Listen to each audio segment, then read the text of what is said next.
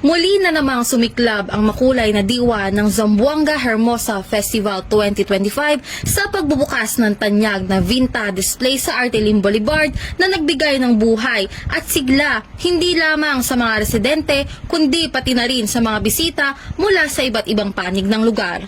Pinangunahan ng City Government of Zamboanga sa pamumuno ni Mayor Kimir Olaso ang kabuang pagdaraos ng mga aktibidad kabilang ang Regata de Zamboanga ngayong Oktubre 5. Ayon sa alkalde, ang selebrasyon ay hindi lamang isang pagtitipon ng kasiyahan kundi higit sa lahat ay isang pagbubunyi ng pagkakaisa, pananampalataya at matibay na kultura ng mga Zamboangueño.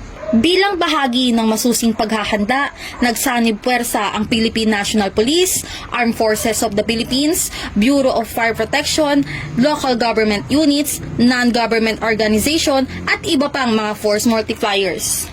Narito ang pahayag ni Police Major Mariwa, Station Commander ng Zamboanga City Police Station 11. Okay, magandang umaga po. Ako po si Police Major Muammar Mariwa, Acting Station Commander ng Police Station 11.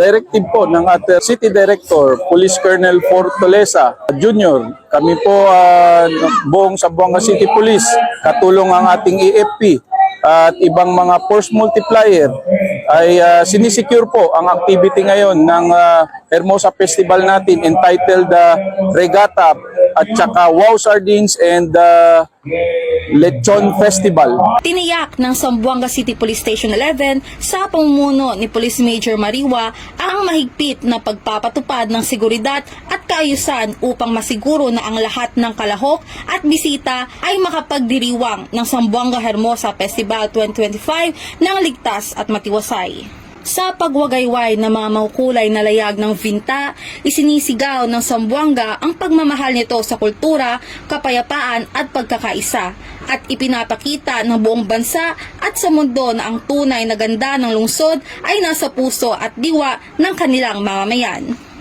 Mula dito, Zamboanga Peninsula, nagbabalita. Ako ang iyong PNN correspondent, Patrolwoman Joanna Marie Soriano, alagad ng batas, tagataguyod ng Balitang Pulis.